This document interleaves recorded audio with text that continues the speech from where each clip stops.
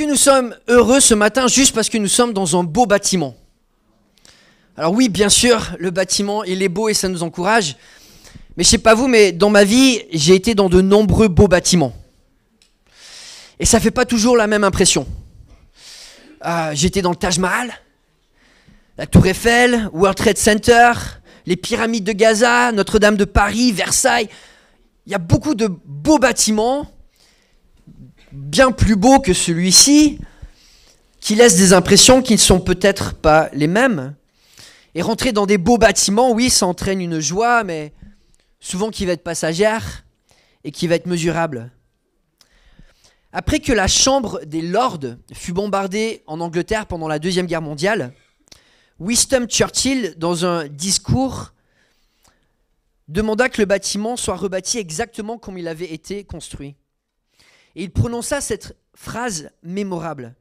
« Nous façonnons des bâtiments, ensuite ces bâtiments nous façonnent. » N'est-ce pas la manière dans laquelle nous vivons, de l'éducation jusqu'à nos carrières, à la manière dont fonctionne la société? Des bâtiments sont construits avec des buts qui sont accomplis parfois de génération en génération, selon la vision qui avait été donnée pour la conception de ces bâtiments. Alors aujourd'hui, bien sûr, c'est pas juste que le bâtiment est propre, est beau, est repeint, qui nous donne de la joie, c'est ce que nous savons que nous allons y faire. Ce bâtiment que nous avons façonné va nous permettre de façonner notre génération, la suivante, et peut-être même plusieurs générations qui vont suivre. Et la vision que nous nous sommes donnée pour ce bâtiment, c'est de pouvoir façonner avant tout l'évangile dans les vies. Et dans ce bâtiment, l'évangile va être façonné avec nos enfants dans des salles appropriées. Dans ce bâtiment, l'évangile va être façonné dans notre communauté par les cultes que nous allons vivre ensemble. L'évangile va être façonné par nos formations. L'évangile va être façonné par la relation d'aide, par l'accompagnement, dans des salles appropriées, dans des endroits appropriés. L'évangile va être façonné dans l'amour que nous allons partager autour de porcelets grillés et d'autres repas généreux et festifs. L'évangile va être façonné parmi les hommes, parmi les femmes, parmi les jeunes, parmi les hommes et les femmes mûrs, dans les familles, dans chaque individu. Dans ce bâtiment, des vies vont être changées. Des brisures vont être réconciliées. Des blessures vont être guéries. Et des larmes vont être essuyées. Dans ce bâtiment, des rires vont retentir. Des jeunes personnes qui peut-être aujourd'hui sont célibataires vont rencontrer la personne de leur vie. Et dans ce bâtiment, peut-être vont se marier. Et aussi, pour certains d'entre nous, ce bâtiment sera le lieu de départ. Nous allons célébrer peut-être dans la joie et dans la tristesse et dans l'espérance la fin et la célébration de la vie de ceux que nous chérissons. Et tout cela, nous allons pouvoir l'accomplir avec fierté parce que ce bâtiment a été façonné pour que l'évangile soit façonné en chacun de nous.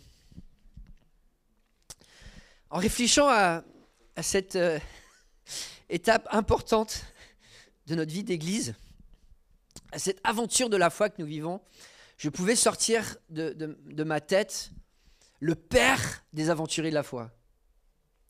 Celui qui a donné l'exemple, celui qui a vécu une des plus belles aventures de la foi et qui est vraiment le père de tous les aventuriers de la foi. Son nom, que Dieu lui a donné, signifie Père d'une multitude. Et il incarne et modélise avec brillance l'espoir de l'esprit de foi audacieuse, la foi qui s'accroche à la lumière et aux promesses de Dieu même dans les plus profondes ténèbres. Par sa foi, par son obéissance, cet homme a changé le cours de l'histoire. Peut-être même au point qu'aujourd'hui nous ne serions pas là s'il n'avait pas entamé le voyage et l'aventure de la foi qu'il a entamé. Cet homme s'appelle Abraham Et il est par l'excellence le modèle de l'aventurier de la foi. Et en réfléchissant à ce que nous avons traversé pour arriver aujourd'hui et ce qui nous a conduit pour une prochaine étape et l'aventure qui nous attend, je voulais revenir vers ce père, vers ce grand-père, vers ce modèle qui nous encourage à aller vers la terre promise, à aller vers l'espoir que Dieu nous donne. Alors contrairement à nous, Abraham n'a jamais construit de bâtiment. Il a vécu dans des tentes. Mais Dieu l'avait appelé à une terre promise. Israël, si vous l'avez visité, c'est une terre magnifique, mais peut-être pas la plus belle terre du monde. On pourrait argumenter, certains diraient oui, certains diraient non, on peut avoir des goûts différents. Une terre comme une autre, mais une terre que Dieu avait choisie. Une terre que Dieu avait mis à part. Une terre que Dieu avait choisie pour façonner un peuple. Dieu a appelé Abraham à aller façonner un territoire qui ensuite façonnerait des générations et des générations pour l'œuvre de Dieu. Abraham a eu la foi de se lancer dans cette aventure, de se laisser façonner par Dieu et par son obéissance de voir des générations être façonnées en retour. Et il nous donne un des premiers et des grands exemples qui a façonné l'humanité. Le courage, l'ambition, l'obéissance, l'adoration d'Abraham. C'est ce que nous lisons, et je vous invite à suivre avec moi, en Genèse chapitre 12. Nous allons lire des versets 1 à 10, 1 à 9. Genèse chapitre 12, verset 1. L'Éternel dit à Abraham, « Quitte ton pays, ta patrie et ta famille, et va dans le pays que je te montrerai. Je ferai de toi une grande nation. Je te bénirai. Je rendrai ton nom grand et tu seras une source de bénédiction. Je bénirai ceux qui te béniront et je maudirai ceux qui te maudiront. Et toutes les familles de la terre seront bénies en toi. » Abraham partit, conformément à la parole de l'Éternel. Et Lot partit avec lui. Abraham était âgé de 75 ans lorsqu'il quitta Charan. Il prit sa femme, Saraï, et Lot, le fils de son frère. Il prit aussi tous les biens et les serviteurs dont il était devenu propriétaire à Charan. Et ils partirent pour se rendre dans le pays de Canaan, où ils arrivèrent. Abraham traversa le pays jusqu'à l'endroit appelé Sichem, jusqu'aux chênes de Morée. Les Cananéens occupaient alors le pays. L'Éternel apparut à Abraham et dit, « C'est à ta descendance que je donnerai ce pays. » Abraham construisit là un autel en l'honneur de l'Éternel qui lui était apparu. Il partit de là vers la région montagneuse qui se trouve à l'est de Béthel, et il dressa ses tentes. Béthel était à l'ouest et Haï à l'est. Là, il construisit un autel en l'honneur de l'Éternel et fit appel au nom de l'Éternel. Puis Abraham continua par étapes en direction du Néguev. Dans ce passage, nous voyons l'appel que Dieu va donner à Abraham, un appel d'une aventure de la foi, une aventure hors du commun, une aventure qui se décline dans ce passage sous deux angles. Premièrement, un appel à renoncer aux autres aventures, à les mettre à un second plan. Et deuxièmement, un appel à vivre cette aventure avec Dieu, là où il se manifeste. L'appel de Dieu, premièrement, c'est un appel à renoncer à d'autres aventures. Dieu appelle Abraham tout de suite avec un message radical. Quitte ton pays, quitte ta patrie, quitte ta famille. En l'appelant à vivre une aventure de la foi, Abraham va devoir faire le choix de dire non à d'autres sortes d'aventures qu'il aurait pu connaître. Abraham, on le voit déjà dans ce passage, est un homme avec des biens, avec des serviteurs. C'est un homme riche. Il a de l'importance. Sûrement, il avait déjà de l'influence. Il avait sa place. Il avait été élevé pour être au-dessus des autres. Son nom, avant que Dieu lui change, était Abraham, Père élevé. Père au-dessus. Il avait été éduqué pour pouvoir incarner la réussite dans le monde Et il l'était déjà d'un point de vue mondain. Abraham aurait pu vivre de nombreuses belles aventures là où il habitait. Des aventures sans Dieu, mais des aventures certes que le monde peut nous offrir. Il aurait pu vivre l'aventure de la quête du pouvoir. Il avait déjà de l'influence, une position. Il était dans l'empire le plus influent peut-être de la terre entière à l'époque. Et au milieu de cet empire, dans la région d'Ur, Abraham était au centre de là où les choses se passaient. Il aurait pu vivre l'aventure de la sexualité, alors que les hommes riches, à l'époque, accumulaient les femmes. Abraham, lui, va choisir d'être fidèle à son épouse.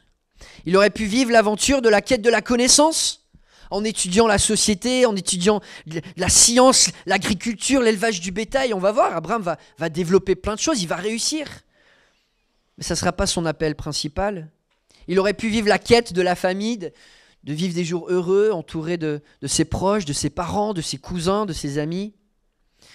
Et ces aventures que la vie nous offre ne sont pas forcément des mauvaises aventures. Et Abraham va en expérimenter des facettes.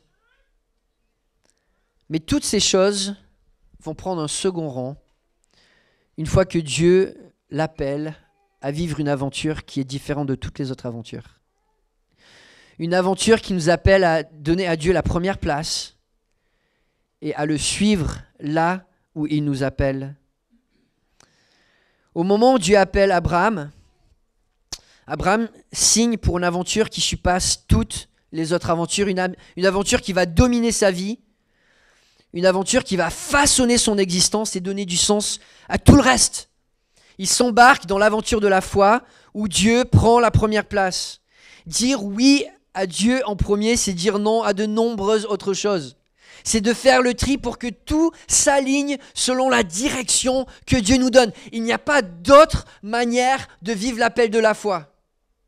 Dieu ne peut jamais prendre un deuxième rang. Ça n'a pas de sens. Et Abraham va le vivre de manière radicale, en quittant sa famille, en quittant sa patrie, en quittant son pays, ses terres.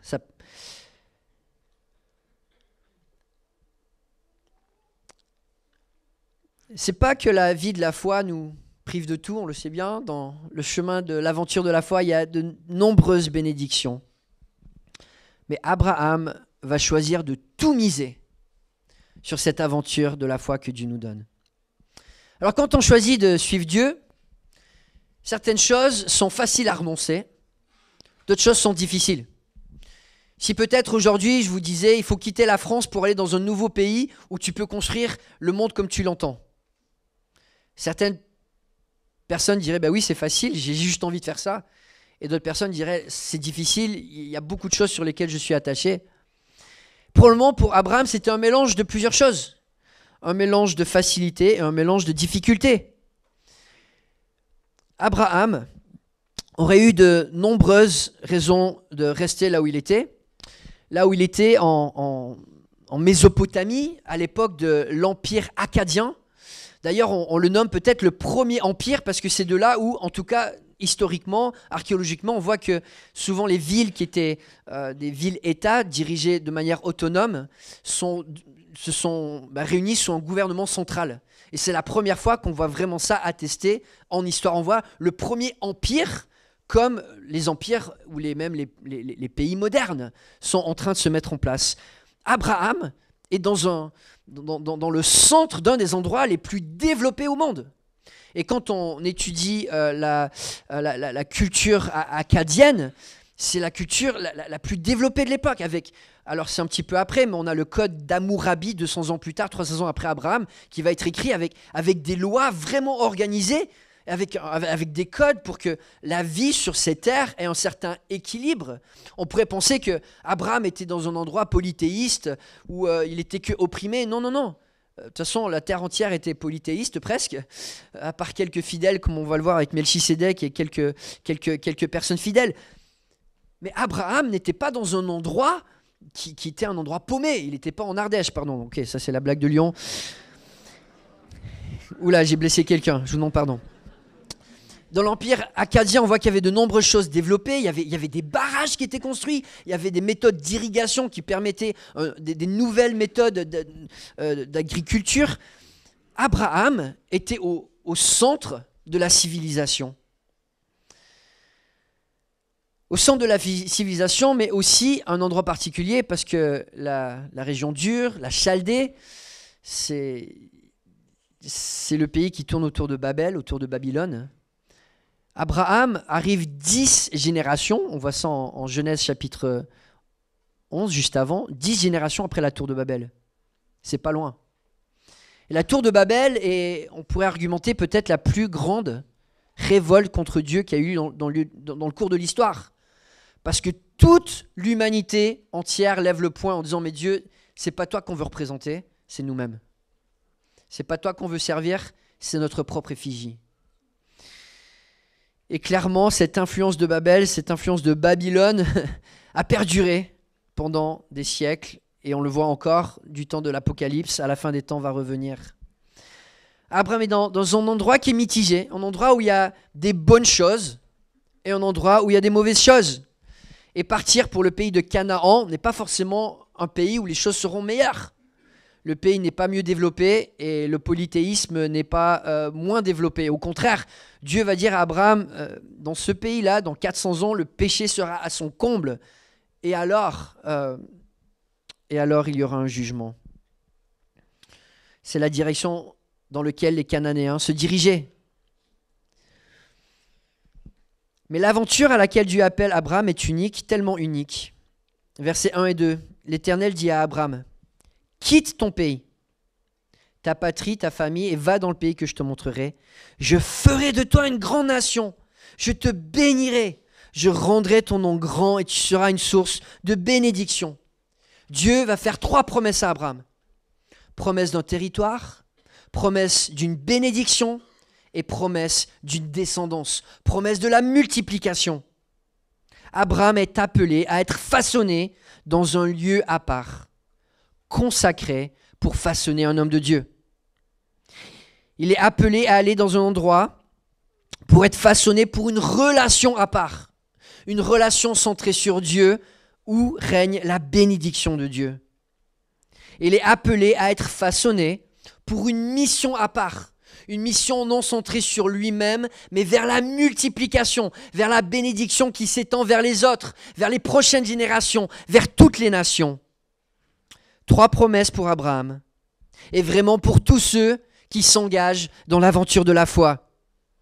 La mise à part dans la sainteté, la bénédiction dans cette relation avec Dieu, et cette vision de multiplication où nous passons le relais en formant des disciples.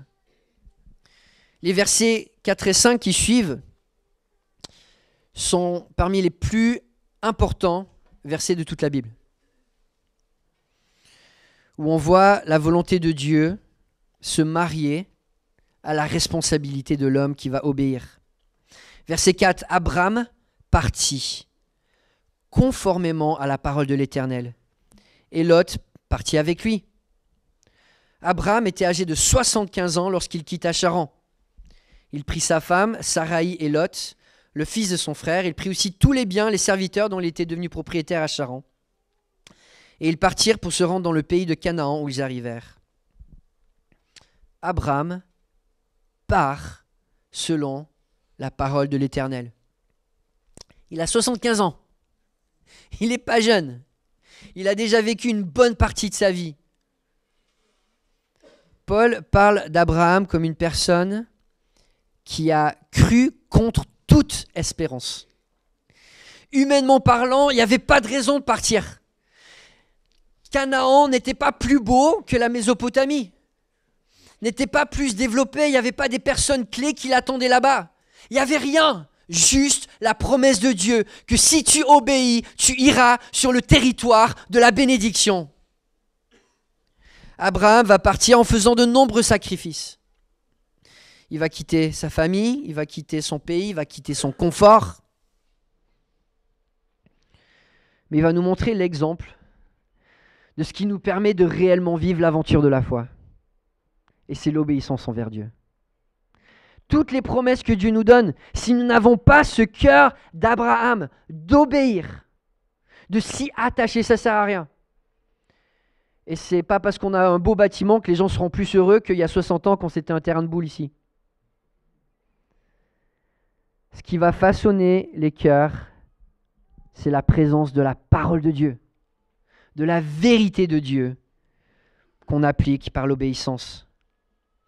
Sans obéissance envers Dieu, tout ce que nous avons fait et tout ce que nous entreprenons de faire ne sert à rien. Et cette obéissance nous pousse toujours à faire des choix. Quand nous disons oui à Dieu, nous disons non à d'autres choses. C'est comme ça pour tous les choix que nous faisons dans la vie. Quand nous disons oui à quelque chose, nous disons non à d'autres choses. L'obéissance conduit à des sacrifices. Et nombreux sont ceux qui ont fait des sacrifices pour que nous soyons là aujourd'hui. Qui ont sacrifié du temps, qui ont sacrifié des soirées, des journées, qui ont sacrifié des finances, qui ont sacrifié des engagements. Dire oui à l'aventure de la foi et dire non à de nombreuses autres aventures. Alors c'est dire non déjà aux aventures qui déplaisent à Dieu, ça c'est clair. Dieu dit clairement qu'il y a quelque chose qui s'appelle le péché et que ça ne fait pas partie de son plan. Et quand nous disons oui à Dieu, nous disons non à une vie de péché. Et Abraham a choisi de dire non à l'immoralité. Il a choisi de dire non à l'idolâtrie. Il a choisi de dire non à toutes ces choses qui déplaisent à Dieu pour suivre Dieu. Certaines choses étaient probablement plus faciles que d'autres. Parce que quand on voit les conséquences du péché, très souvent on a envie de fuir de l'autre côté. Et on est tellement libéré de savoir qu'il y a une autre manière de vivre. Abraham a dit non au plaisir de la convoitise, au plaisir de l'orgueil, au plaisir de l'égoïsme, au plaisir de l'avarice. Des plaisirs que nous pouvons avoir sur terre, mais qu'on le sait, sont aussi remplis de poison. Mais parfois, dire oui pour Dieu, c'est aussi dire non à des plaisirs qui plaisent aussi à Dieu. C'est dire non pour prioriser certains engagements pour Dieu. Peut-être dire non à des soirées libres pour pouvoir s'engager pour Dieu. Parfois dire non à peut-être un voyage idéal ou des vacances idéales pour dire non. J'ai envie que certains de mes fonds soient investis pour la prochaine génération. Abraham a obéi. Son obéissance était remplie de sacrifices, mais c'est ce qui l'a dirigé vers le terrain de la bénédiction. Et si nous voulons aujourd'hui être les héritiers d'Abraham, nous devons nous poser sérieusement la question. Est-ce que j'ai réellement choisi l'aventure de la foi au-dessus de toutes les autres aventures? Est-ce que c'est cette aventure qui a captivé ma passion, qui a captivé mon attention, qui a captivé mon investissement, qui a captivé mon adoration? L'appel de Dieu, c'est de renoncer aux autres aventures pour vivre une aventure unique avec Dieu. Et c'est mon deuxième point aujourd'hui, que cet appel et cette aventure, ce qui est précieux, c'est que ça se vit avec Dieu. Quand on lit les versets 6 et 7, on pourrait facilement passer outre à ce qui se passe, qui est un moment historique. Abraham traversa le pays jusqu'à l'endroit appelé Sichem, jusqu'aux chênes de Morée. Les Cananéens occupaient alors le pays. L'Éternel apparut à Abraham et dit : « C'est à ta descendance que je donnerai ce pays. » Un des passages les plus importants de toute la vie d'Abraham. Pour la première fois de sa vie, et pour la première fois, si je ne me trompe, depuis le Jardin d'Éden, Dieu apparaît face à face avec quelqu'un. Après le Jardin d'Éden, on voit que Dieu va parler. Il va parler à Noé. Il va parler probablement à Enoch. Il va parler à ces hommes et ces femmes de Dieu. Mais c'est la première fois que nous voyons que Dieu apparaît à quelqu'un. Sur le chemin de l'obéissance, il se passe des choses extraordinaires. Israël, à vue humaine, n'était qu'un territoire de plus, mais c'était le territoire où Dieu a choisi d'apparaître. Alors ceux qui aiment la Bible, j'aimerais vous poser une question.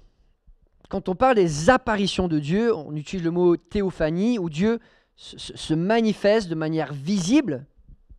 Est-ce que vous pouvez me nommer une seule théophanie dans la Bible qui n'est pas dans le territoire d'Israël?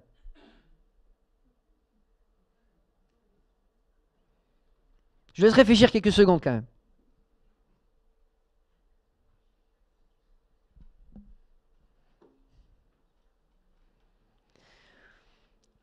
Parfois en exil, des prophètes ont eu des visions. Daniel, par exemple, a vu le Fils de l'homme survoler au-dessus des eaux, mais c'était dans une vision. Moïse a vu le buisson ardent. Alors on peut passer à je pense que c'est la slide suivante. Encore. Voilà. Quand on pense au territoire promis à Abraham, en Genèse 15, il dit ça va de la rivière d'Égypte à l'Euphrate. Donc toute la péninsule du Sinaï, où il y a eu le mont Sinaï, où il y a eu le buisson ardent, ça faisait déjà partie du territoire où Dieu avait dit ça sera le lieu de la bénédiction. Le mont Sinaï en fait partie. Même Jacob va lutter avec une incarnation de Dieu. Il va partir se marier en dehors du territoire. Il va traverser l'Euphrate. Il va aller à Padan-Aram. Mais c'est quand il revient et il recroise la rivière qu'il rencontre Dieu. N'est-ce pas frappant que quand on regarde à la Bible, Dieu, même Jésus est venu dans le territoire d'Israël. Alors il est allé peut-être quelques mois en Égypte quand il était gamin, peut-être une année ou deux. Je ne sais pas de quel côté de la rivière il était. On le saura un jour. Mais c'est vraiment particulier que Dieu avait choisi un territoire pour se manifester de manière unique. Il aurait pu apparaître n'importe où. Non, il avait choisi Abraham. Ça va être dans ce territoire où la bénédiction va se manifester. Il y a un verset qui est très particulier, qui a fait couler de l'encre. Je vous invite à lire avec moi Deutéronome chapitre 32, donc on peut revenir en arrière. Un passage un petit peu étrange, mais qui nous aide peut-être à comprendre ce qui se passe. Deutéronome 32 dit « Quand le Très-Haut donna un héritage aux nations, quand il sépara les uns des autres, les fils d'Adam, il fixa les limites des peuples, d'après le nombre des fils de Dieu. Car le partage de l'Éternel, c'est son peuple, Jacob et sa part d'héritage. » Dans le Nouveau Testament, Paul va souvent parler des dominations, des autorités, comme si les territoires étaient divisés par des puissances angéliques. Et on a l'impression certaines bonnes, certaines mauvaises. Deutéronome 32 nous dit que Dieu un jour a fait un découpage de la terre pour les fils de Dieu, pour les anges. Il a décidé qu'il y aurait des territoires différents. Mais il s'en est gardé un. Et c'était lequel? Israël. Quand Dieu a découpé la terre, il a dit « Cet endroit, je me le garde. Cet endroit est un endroit qui sera différent des autres, dans lequel je manifesterai ma bénédiction. » Le seul lieu qu'il avait choisi pour partager sa présence, jusqu'à un bouleversement cosmique, quand Jésus-Christ vient sur terre et repart s'asseoir sur le trône. Voilà, si vous n'avez pas lu le dernier livre qui est sorti sur l'ascension, petit clin d'œil, je vous encourage. Mais il y a quelque chose qui se passe quand Jésus s'assoit sur le trône. Jusqu'à ce que Jésus monte sur le trône, le monde est dirigé par les anges. Dieu a un conseil d'anges. Mais la vision de l'Apocalypse, c'est que Jésus est entouré des trônes des anciens, des apôtres, des hommes qui reprennent cette direction avec lui pour l'éternité. Aujourd'hui, Jésus est au-dessus de tous les territoires et il réclame tous les territoires à son nom et tous ceux qui sont remplis du Saint-Esprit ont ce territoire de Dieu qui peuvent manifester sur terre. Et ce territoire-là, c'est l'Église. C'est ce qu'on voit en Éphésiens 3,10. Paul écrit aux Éphésiens, il leur parle du mystère de l'Église. Un mystère qui n'était pas révélé de manière complètement claire dans l'Ancien Testament. C'est ce que le mot mystère veut dire dans le Nouveau Testament. C'est quelque chose qui était insinué, mais pas clair. Et il parle du mystère de l'Église où les Juifs et les non-Juifs sont réunis en un seul corps. Il dit ainsi, désormais, les principautés et les pouvoirs dans les lieux célestes connaissent par l'Église la sagesse de Dieu dans sa grande diversité. Dieu a choisi que ce soit l'Église le lieu de la bénédiction. Dieu a choisi dans notre génération que ce soit au travers de l'Église, que sa sagesse, que sa puissance, que sa grandeur soit déversée. Comme il avait choisi le territoire d'Israël dans l'Ancien Testament pour pouvoir faire quelque chose d'unique, il a choisi aujourd'hui, et toutes les principautés célestes en sont témoins, que c'est dans l'Église que sera le lieu de la bénédiction. Alors oui, aujourd'hui, nous avons un bâtiment rénové dans lequel et nous pouvons en profiter. Mais ce qui est le plus important, bien sûr, c'est pas que nous soyons plus confortables, ou peut-être que parce que c'est un beau bâtiment, nous ayons une bonne réputation. Mais c'est surtout pour que l'Église soit implantée sur le territoire de la bénédiction. Que nous puissions vivre à fond cet appel que Dieu nous a donné, d'être le territoire qu'il a choisi. Pour ces trois choses liées à ces promesses, la mise à part de la sainteté, la bénédiction et la multiplication. C'est notre vision. C'est notre vision. Nous allons vivre des choses fortes ici. Nous allons vivre la manifestation de l'amour de Dieu. Nous allons vivre la victoire contre le péché. Nous allons vivre la joie dans la souffrance. Nous allons vivre la puissance de l'Évangile et montrer au monde que notre Dieu est vivant au travers de son Église. C'est le territoire qu'il a choisi. Comment Abraham répond à tout ça? On voit au verset 8 et 9. Là, il construisit un autel en honneur de l'Éternel et fit appel au nom de l'Éternel. Puis Abraham continua par étapes en direction du Néguev. Le Néguev qui est le sud de Canaan. Abraham va adorer Dieu. Il va adorer Dieu. Face à cette révélation que Dieu est avec lui, Dieu lui est apparu, Dieu s'est manifesté, il lui a montré qu'il y avait un territoire qui serait unique avec la bénédiction.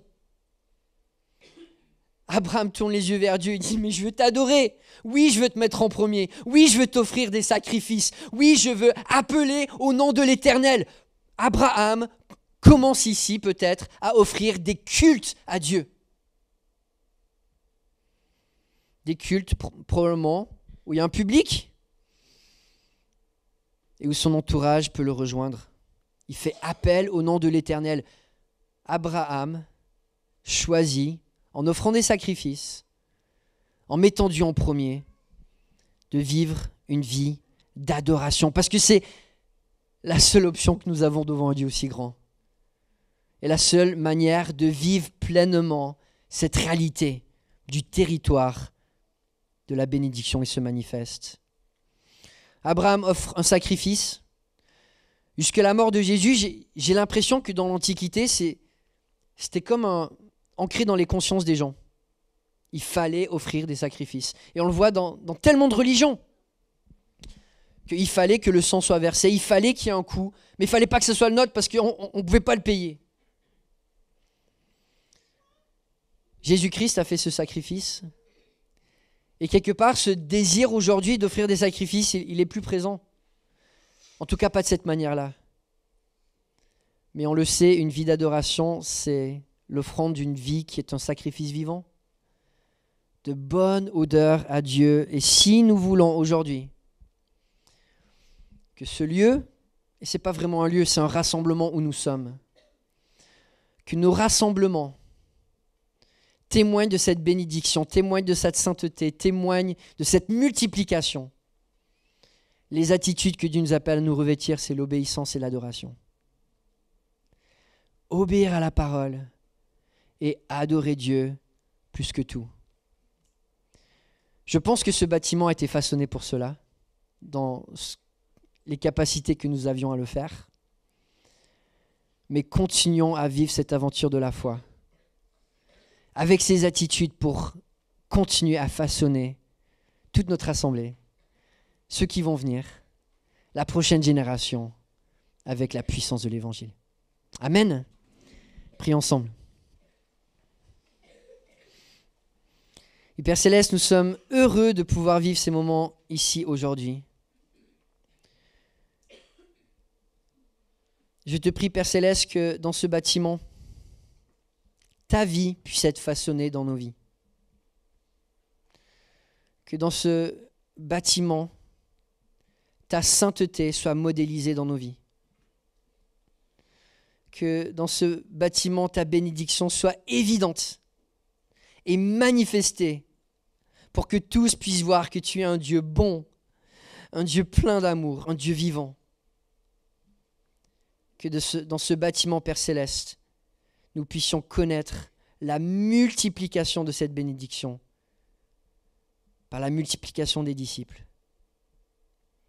Père Céleste, donne-nous de vivre cette aventure de la foi comme nous le faisons déjà aujourd'hui, mais de continuer et de voir cette œuvre tellement belle fleurir, bourgeonner parmi nous. Père Céleste, tu mérites nos cœurs. Tu mérites d'être le premier. Accepte notre repentance pour toutes les fois où nous avons bafoué ton honneur et ta dignité. Donne-nous de la repentance pour toutes les fois où nous avons désobéi à ta parole.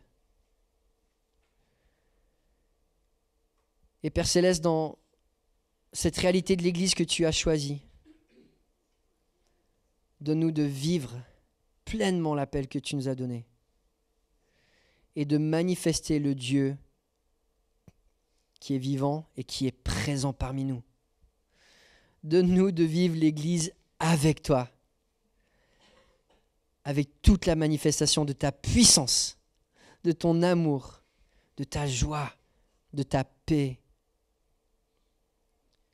Façonne nos cœurs au nom de Jésus-Christ, notre Sauveur.